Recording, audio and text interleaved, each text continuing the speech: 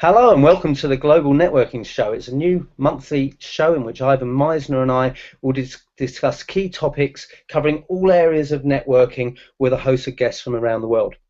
I'm Andy Lopata. I'm a business networking strategist and I'm the author of 3 books on networking. And hello, I'm Dr. Ivan Misner. I'm the founder and chairman of BNI, which is the world's largest business networking organization, also the founder of the Referral Institute, a training company throughout the world. I've authored a number of books on networking, and I want to thank Andy for inviting me to co-host this show. This was Andy's idea. I think it's a brilliant idea, and Andy, I appreciate you giving me the opportunity to co-host it with you. Each month we plan to address key issues that affect business people looking in their organizations to develop their career or to build referrals through networking. We want to cover topics like how people network differently across the globe, and we want to explore the power of social networking sites and discuss how men and women approach networking and how that's different. Andy? Well, you can watch the show on YouTube and Google Hangouts, as well as subscribing to the podcast on iTunes. At the moment, it'll initially be on my Google Hangout page and my YouTube channel, both Andy Lopata, but as we're established, they'll go direct to the Global Networking Show channels. You can also interact with us. This first show isn't interacted live, but please do still send us questions on the hashtag on Twitter, GNShow, as in Global Networking Show. And for future shows, we'll actually hope to have some Twitter input live on the show. Today, we're going to start with a controversial topic that also always generates strong opinions, and that's how big should your network be? There's a large group of people typified by lions, LinkedIn open networkers, who believe that the broader your network, the better positioned you are to benefit from your connections. LinkedIn Open Networkers focus on the power of 6 degrees of separation, and that's the idea that you're connected to anyone in the world through no more than 5 steps. And so they believe that a wide network will help you connect to anyone that you want to meet. And Andy, one of these days I want to talk about the 6 degrees of separation because it's not true, and I'd love to talk about that. The very research itself, the researcher never used that expression, so that'd make a great show someday. On the other hand, people argue that connections really lack meaning if there's no strong relationship, and that you've really got to have a strong relationship if you want to give a recommendation for people to do business. It's really about building trust. And I'm sure that we can talk about 6 degrees both on this show and maybe a future one as well, because I'm probably with you on that to a certain degree, Ivan. But it's not just Ivan and I today. We've been joined by 2 guests to explore different approaches in a bit more detail.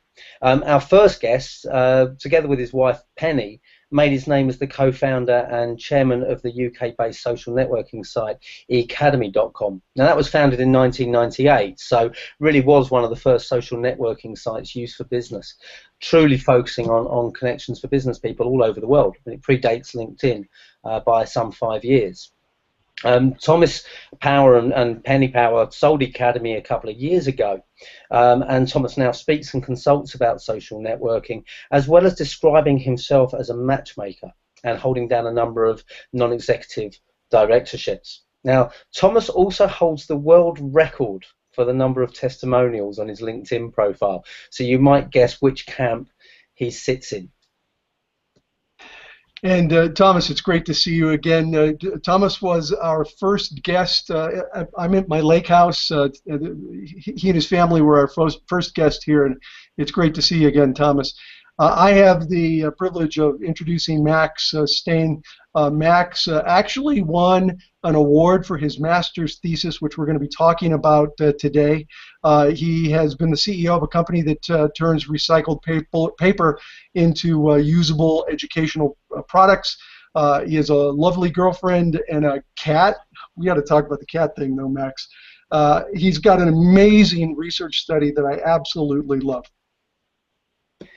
And it's great for Max to join us. And this truly, you know, we've called this the Global Networking Show because the goal is to get experiences and opinions and different approaches to networking from all over the world. So we start with two guys from the UK today, with Thomas joining us, as well as me. We've got Ivan from the States, and Max is joining us from Sweden. And as we go through the shows, we'll have people from all continents, maybe not Antarctica, but otherwise I think we'll have everything covered. Although, is there a BNI in Antarctica, Ivan?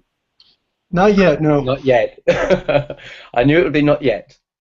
So anyway, so on with the guests we have today. Thomas, I want to start with you. Many years ago, I don't know if you recall this, but we spoke together at a series of events around England and Scotland, billed as the art and the science of networking. And I talked about the art of networking, the skills involved, the relationship building processes there. And I always remember you standing up at those sessions with your notebook in hand and quoting figures. You talked about the science behind it, and you talked about how many meetings you needed in order to earn a certain amount of turnover for your business in a year. So there was a very, very different approach which worked quite well in terms of the events that we ran. Do you still go by the same type of maths? Can you outline, you know, what the approach was, how maybe, I mean, we're talking about 10 years ago, so how maybe the approach has changed over the years, and, you know, what the scientific approach is to the way you network? Thanks, Andy. Nice to see you all, Max and Ivan. Thank you for welcoming me on the show. Yes, it's fair to say I'm still completely obsessed with the numbers, Andy. I'm totally obsessed and still discovering how to make them work more and more and more. Going back to Ivan even doubting Stanley Milgram's 1967 PhD of 6 degrees of separation. If you read the PhD about Twitter, the actual number of degrees of separation is 4 now. The impact of Facebook and Twitter, LinkedIn, Academy, Google+, has reduced the number of connections around the world to anybody in the world to just 4. It's just under 4, actually. It's about 3.87. So Stanley's 1967 PhD has been updated. I do hold the world record for the number of connections and testimonials on LinkedIn. I've held it for 10 years, but my bigger claim to fame is on January the 14th, 2004, I've got the only testimonial from Sean Parker. Now, for those of you who may remember Sean Parker, Napster, Facebook, Spotify, Plaxo. So I still like my one testimonial from Sean because he's only written one on LinkedIn and I've got it. Can I just ask you something there, Thomas? Because that begs a question. Is there more value in having more testimonials than anyone else, or in having the right people saying the right things about you? I'd always still believe in more. I still only believe in volume. I have huge respect for what Ivan has achieved the last 25, 30 years with BNI. Massive respect, because I always consider him the father of networking. But in terms of scale and size, I do believe in Dunbar's number, about the fact that the number of intimate relationships you can hold in your head is somewhere between 100 and 230, from Robin Dunbar's paper up in Cambridge University. But I do also think there's something else going on that we can't understand, and that's the random connections, the connections that you don't know are happening as a result of just observations around you. And I use every type of plug-in, email system, analysis tool, literally dozens of them plugged into my Chrome browser. I probably have 3 dozen different things that are analyzing every email I receive, everything I send, everything I ship to spam. Every time someone opens one of my emails, I know when Ivan opens my emails, how long he looks at my emails, when he closes them, when he reopens them, and he doesn't even know I'm even watching him do that. And the scary thing is I could even phone him while he's opening them to upset him. But I do believe there's something between the LinkedIn network, the Facebook network, the Twitter network, the Google Plus network, the Instagram network that we haven't yet discovered. That there's a whole series of random connections operating on a much higher level. Somewhere between 1,000 and 10,000 connections, I suspect, can connect you to everybody in the whole world. It's just figuring out how to manage the data. And as I say, I've tried every application on the web, and there isn't a piece of software yet that can actually manage the amount of contacts that I have to deal with. I've got 68,000 contacts in my Zobni file, but I can't run that file through Gmail, I can't run it through Outlook, I can't run it through Facebook, I can't run it through LinkedIn, I can't run it through Plaxo, I can't run my data file of contacts. I've had 500,000 emails in the last 5 years, about 100,000 a year. I can't find any system for managing the number of interactions that I have around the world. So I still believe in volume, I still believe in the random connections, but I can't find a model or a system that can manage the data set yet, Andy. Okay, well, I mean, I know what a lot of the people I talk to will be thinking as you talk through that, and it was very interesting to hear, you know, a completely different approach. And actually, I think it'll be interesting in a moment to hear Ivan's perspective on this as well, because you're talking to someone whose a whole business is built on face-to-face relationships compared to someone who's purely talking technology. A few years ago, Andy, I can't let you get away with that. I do have 1,000 meetings a year face-to-face. Okay, so let's come back into that then, because that leads to the question. A few years ago, I interviewed Carol Stone, who's known as the Queen of Networking in London, and yeah. Carol's known for having a huge network, as you know. And I asked her how many people she had in her database. She said 20,000. And I said, well, how many of those do you know? And she said about 10,000 of them, which I thought was quite an impressive response. And I felt that I set my goal at the time as not meeting Carol or exchanging business cards or being invited to one of her famous salons or parties. It was about when Carol saw me and knew exactly who I was and what I did. That's when I felt I was in her network. Now, with the 68,000 contacts you get, with the thousands of meetings a year that you have, how important are the depth of relationships you have? And just quickly before you answer that, you talked about the Dunbar number. The one around 150 contacts you can remember. I mean, I think that now, particularly with the technology that you've talked about, it's not a flat number.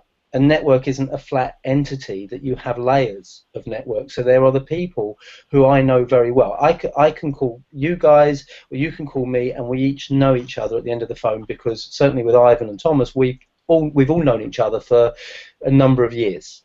But there are other people. Max and I have just interacted for the first time this month because Ivan's introduced us. So it would take longer to get to that point, and I think Max can come in later with some of his research on intimacy, which reflects this. But I'm asking a very long question here. So Thomas, how do you get that balance between building relationships and relying on numbers and technology? And then I want to jump in and say something after Thomas replies, if it's all right. Okay, so in terms of your question about the depth of relationship, I like to think I have a deep relationship with Ivan. Says, inviting your 750. There's my email talking to me. I like to think I have a deep, intimate relationship with Ivan and Beth, and I like to think I have the same with Andy, because of the amount of time that we've spent together talking over the years. But that doesn't necessarily mean we have to be interacting on the phone or email or Skype or Facebook or Twitter, you know, every week to maintain that level of intimacy, because we've served our hours together. I think if you look at the number of people that you actually meet in your career, I've been working for 30 years, I find most people meet between 200 and 1,000 people in a year, both professionally and socially. So in a career running to 50 years, or probably even 60 years in Ivan's case, they may have met between 10 and 20,000 people in your whole career. And you may have had 1 or 2 hours with those people. Now, the amount of depth of relationship depends on the intimacy of the engagement of when you were with that person. In other words, did you hit it off? Did you get on? So I would say it's quite possible for Carol to actually know 10,000 people in London. And having been to a party, one of her Christmas parties that are quite famous, which typically attract about 1,500 people, I've stood on the Grosvenor Hotel steps with Carol and watched her first name 1,500 people through that door. And to me, it was mind-blowing to watch her greet 1,500 people through the door of her party at Christmas and actually name the first time, because that's 10 times Robin Dunbar's number. And I think Carol probably does remember 10,000 people in her head because she's probably had at least an hour with those 10 or 20,000 people in her lifetime. But what Robin's saying is you can't maintain more than between 100 and 150 people of intimate names and numbers in your head. I'm not trying to maintain 100, 150 numbers in my head. I'm trying to maintain 50,000 people in my head, supported by computers. I'm trying to have the largest number of relationships it's possible to have in the world and be able to say, oh, I think I know you through. The other trick I've learnt when I meet people is I say to them, when I meet them, I might say to Max or Ivan or Andy, I might say, have we met before? And then people start to wonder, have we met before, to see if there's another connection that they may have met through somebody else. So I do think it's possible for humans to maintain thousands of relationships. We just can't prove it yet through any scientific mechanism. And I think most of what's in Dunbar's number is a load of baloney, but I'm happy to accept that he's a mathematician at Cambridge with a first-class degree and I'm not, so therefore I have to respect his PhD. But I don't believe a word of it, quite frankly. Ironically, I do believe the Dunbar number. I think it's probably a fairly accurate number, and I don't believe Milgram's number. You mentioned that it was his PhD dissertation. It was actually several studies that Milgram did. He never used the term 6 degrees. That was the media that used the term. And here's where it falls apart. He found he basically needed to get a packet of material to some guy in Boston, and he gave it to people, I think, in Kansas City. And he found that it took about 6 steps to get to that person in Boston. So far, so good. Here's the problem. Only 29% of the participants ever got the packet through. That's it. The other 71% not only couldn't find the guy, they couldn't find their car keys. They were lost. So only 1 out of 3 people were separated by 6 degrees. And that, by the way, was his best study. His worst study found that it was 1 out of about a dozen people. So that in and of itself is not a problem. I believe many of us are connected by 6 degrees, but not everyone. The other thing with LinkedIn, the math doesn't work, and here's why. Here's the problem with it being 4 degrees in LinkedIn. Obviously, Thomas, you know people I know. There's at least 1 out of the 4 people here that you know. I don't know if you know Max.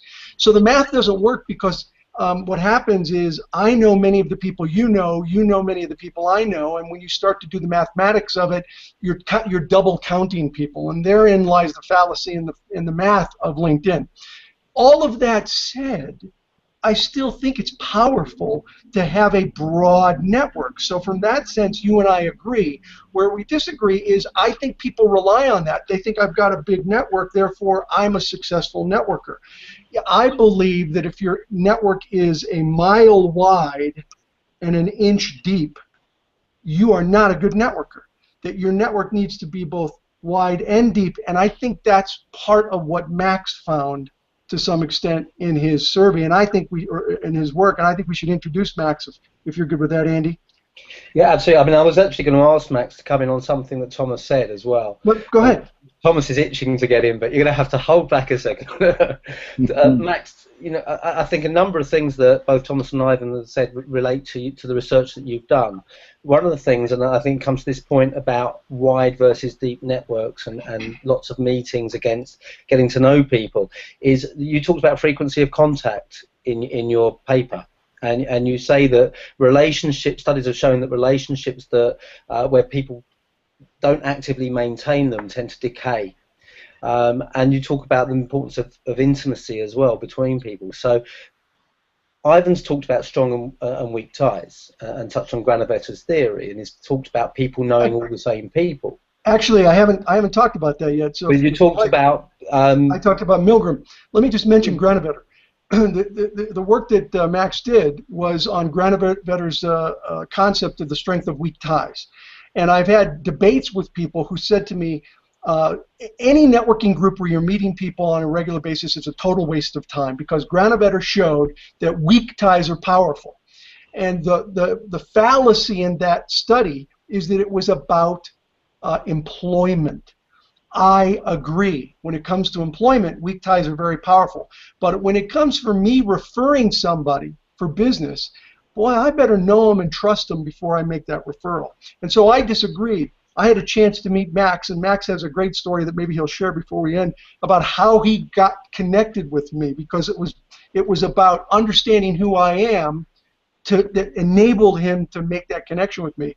But he asked me what research would be a good project to do for a master's thesis, and I said Granovetter's research, because I believe the strength of weak ties has almost no application in a strong contact network like a BNI or other kinds of networks.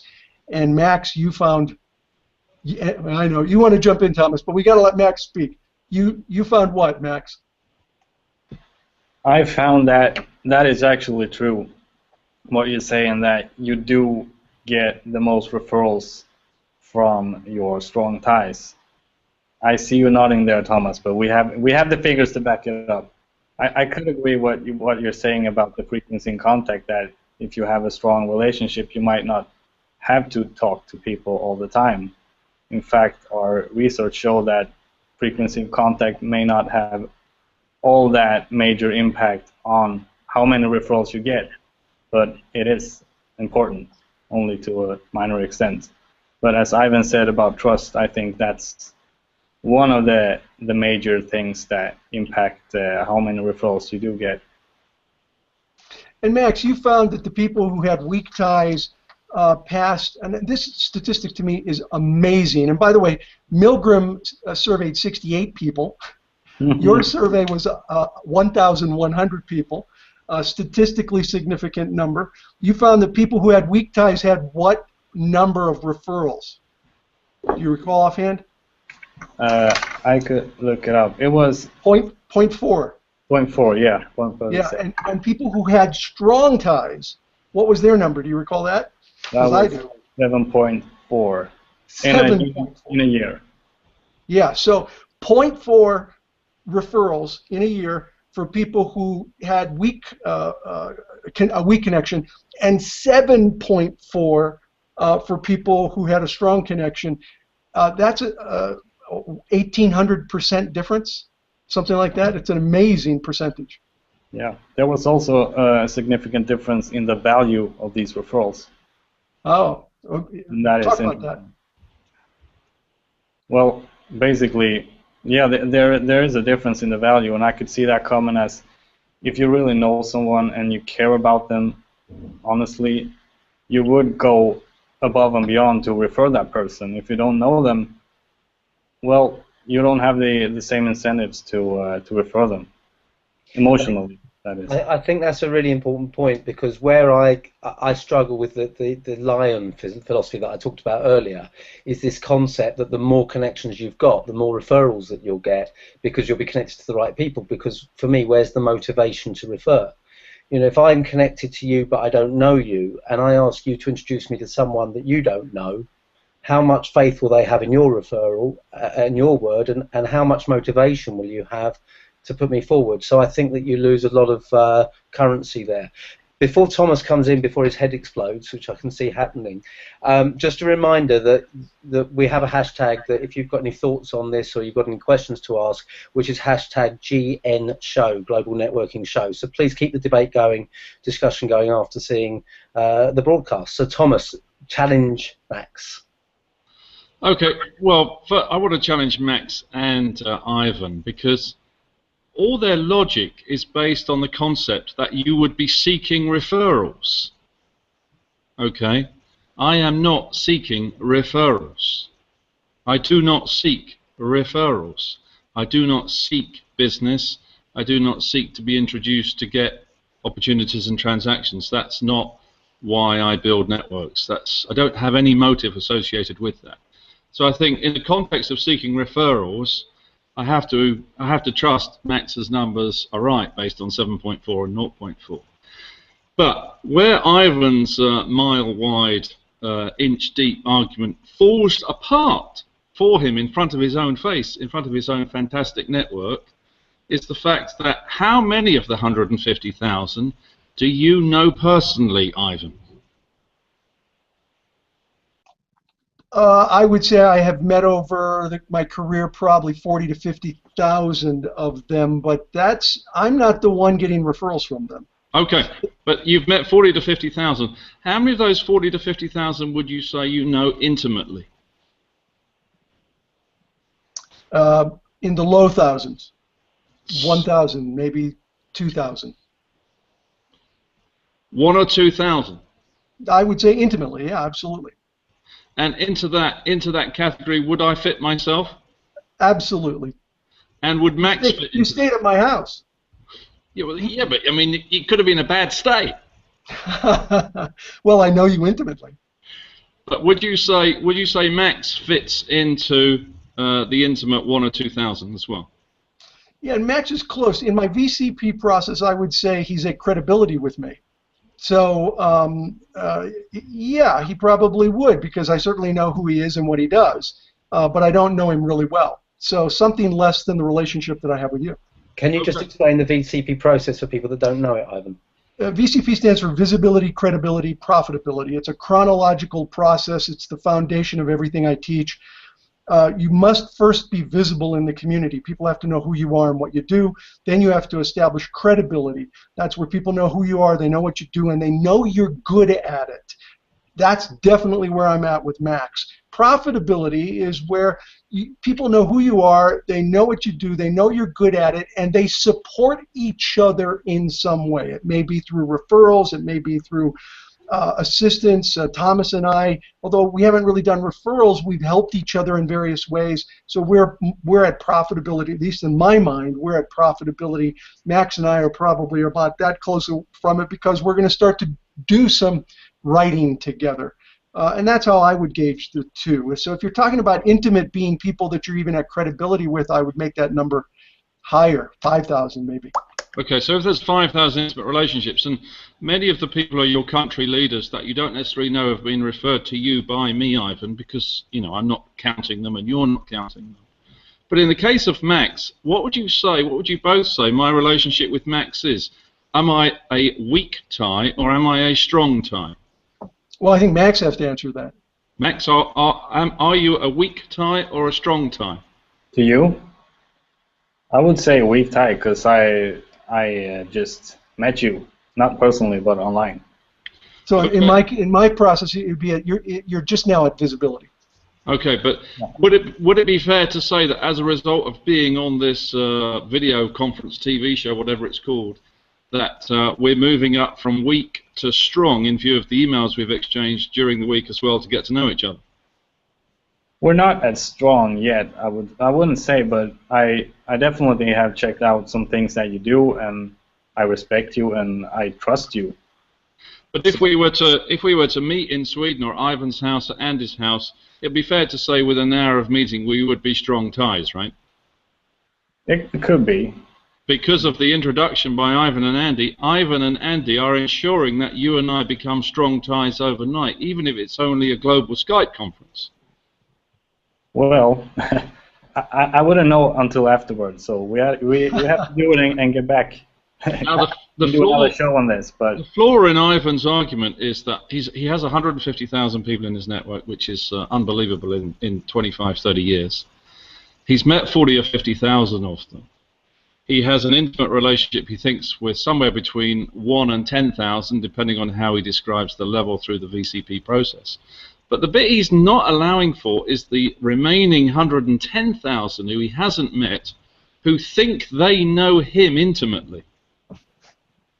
Because they've been in a room with him, they've been in a chat group with him, they've been at a bar with him, they've been in a restaurant with him, but they may not have got a chance to speak. And they're not necessarily weak ties. I would actually go as far as to say Ivan probably has 150,000 strong ties, which breaks all the models possible in the world of anybody's level of intimacy management. And his biggest issue will be, how does he maintain a dialogue with 150,000 people, be it Skype or Twitter or LinkedIn? And it's impossible now for Ivan to manage that community, as it was for Penny and I to manage 600,000 people in Academy. But the 600,000 people in Academy thought they knew us. Thomas, here's where I disagree, because I said to you, I believe I'm at profitability with you, but the truth is I would not be at profitability if you said, well, and you don't have to throw me under the bus, but if you said, Yeah, I'm really not at profitability. I'm really more at credibility. The truth is we're at credibility because you're at whoever's at the lowest. So I may have 150,000 people who think that they're at profitability with me because they would refer me. It's not reciprocal. I would not necessarily refer them unless I knew them. So in order for the referral process, and granted, I'm talking about referrals and networking, it's got to be a reciprocal process. One last thing. I'm not opposed to numbers. I think having a lot of contacts is important. As a matter of fact, I wrote about it recently in our newsletter. I call it the squared connection effect. If 16 people have a relationship, you have 256 connections. But if you have 32 people with relationships, you've got 1,024 connections. So the number of people you're connected with is valuable. I just don't think it's either or. I believe it's both and. You've got to have a broad set of connections, and they have to have a deep level of connections. And I think that's what Max discovered in his research. What if it's both and, then it's weak and strong? Thomas, can I just come in on this? Because I think that both of you got a fair point. Where I would answer your question is that, you know, in a lot of my talks I talk about turning the common phrase around. You know, it's not what you know, it's who you know.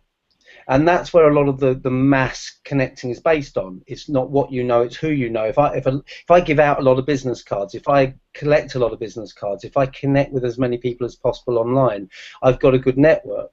But if those people aren't thinking about you at the right time, if they don't recognize the opportunities for you, whether it's referral, whether it's advice, whether it's just talking about you, whether it's spotting an opportunity, whatever it may be, then there's not much value in that connection. So I believe it's not what you know or who you know, it's who knows you and what they know about you, what they say about you. So say Ivan has 150,000 people who know him. That doesn't mean they're thinking about him all the time.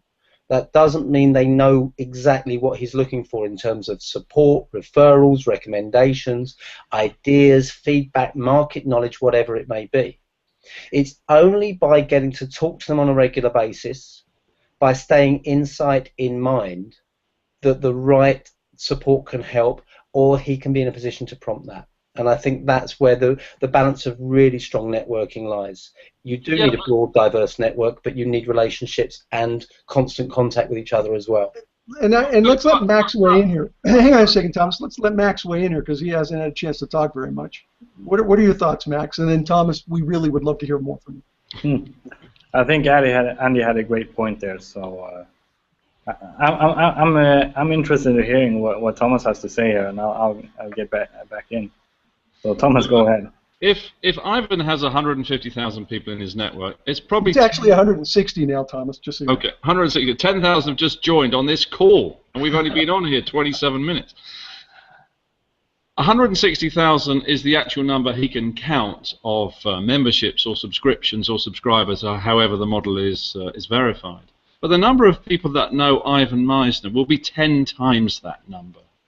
It will be in the order of 1.6 million people will know of, have heard of, refer to, have read a book of, seen a video of, watched a Facebook tweet of, seen him on the island with Beth with Richard Branson of, and that number will be 10 times the 160,000. And those 1.6 million will be giving Ivan Misner referrals. They'll be giving BNI referrals. They'll be recommending his videos, his books, his tapes, and they're completely out of Ivan's ability to control, communicate with, refer, trust, based on the argument that you're bringing everything back to referrals. You have to remember, people like me and a lot of people like me, we don't have any motive about referrals. The thought of referrals, it doesn't even enter my head. I don't even think of referrals. I never consider it.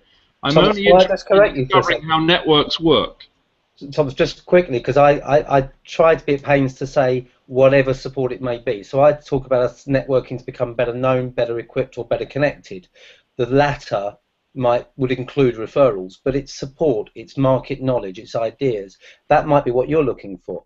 So, and I would call you on the referral thing, Thomas, because when you founded eAcademy, you and I spoke many times about me referring people to eAcademy, which I was happy to do. So what you and I think we're talking about very much the same thing, but maybe using a different word, because you absolutely connected with me, and we had multiple conversations about me referring people over to eAcademy. But I still think the Ivan Misner network, like the Thomas Power network, runs into the millions. And the issue is we haven't found a way to manage it. And to say we have 150 intimate relationships, or 1,000 or 2,000 or 5,000 or 10,000 or 65 or 40, to me is irrelevant.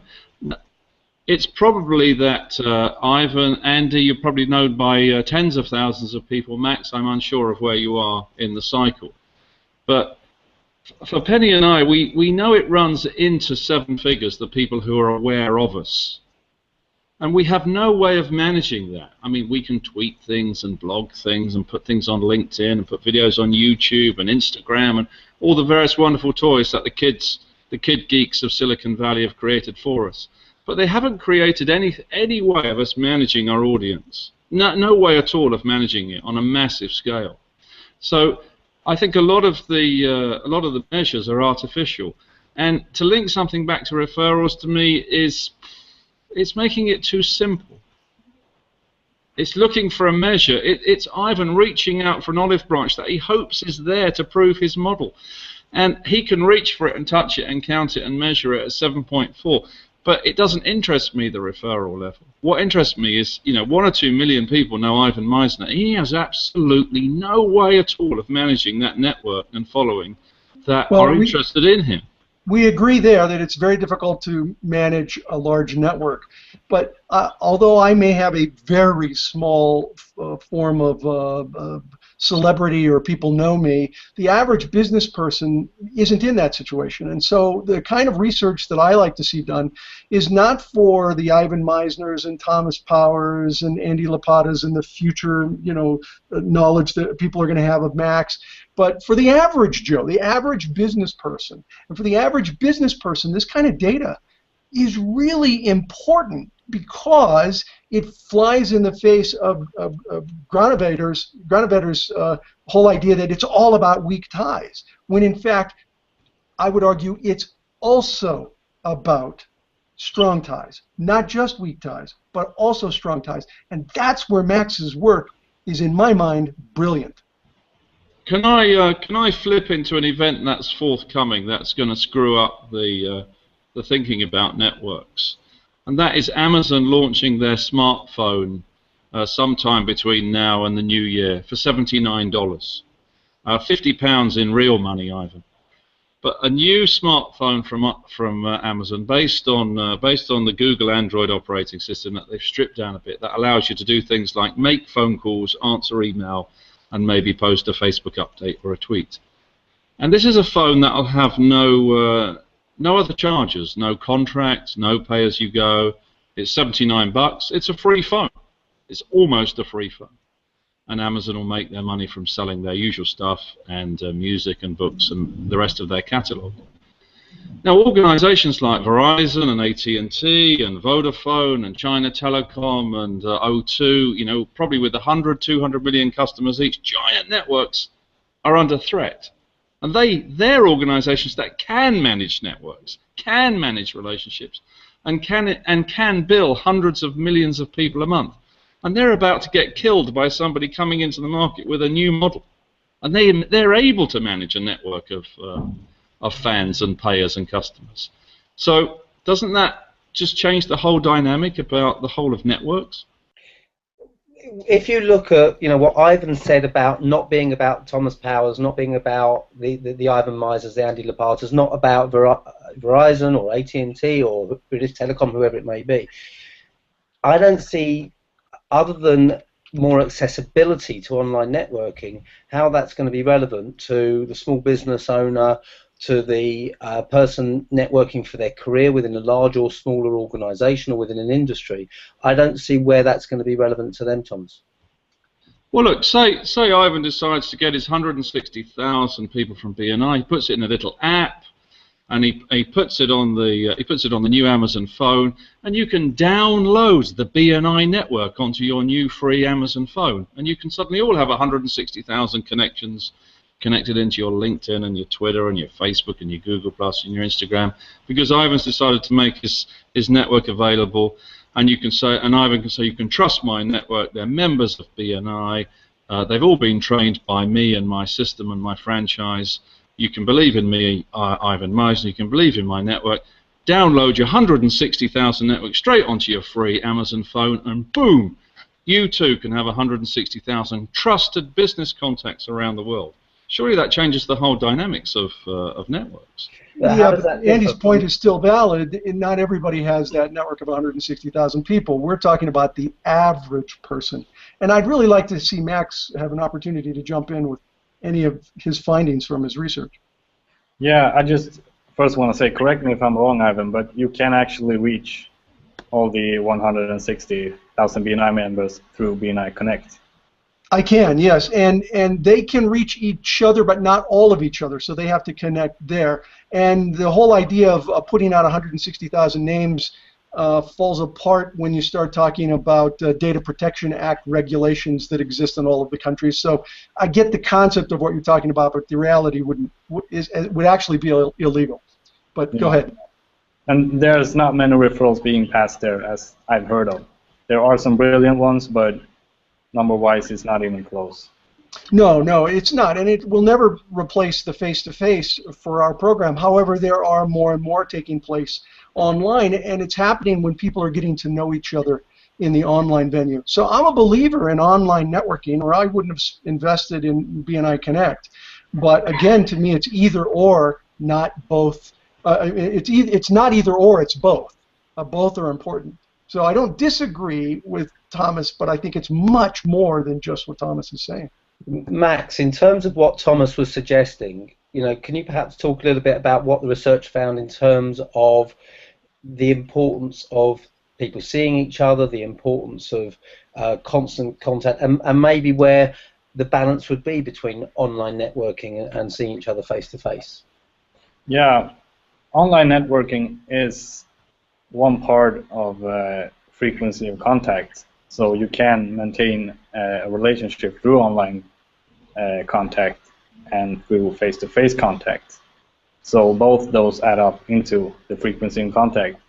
It did show that frequency in contact maybe not get you referrals. It helps to build the relationship, but it's not getting all that referrals. So what's the extra edge? What do you need to add to it?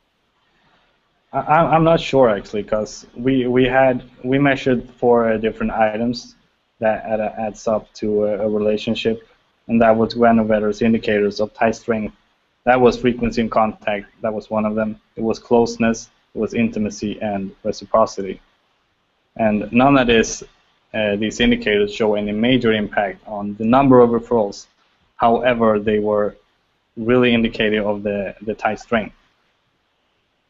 And did you discover, you said in the research discovered that there were 7 referrals per year. I think Ivan said 7.4 per year on a strong tied network.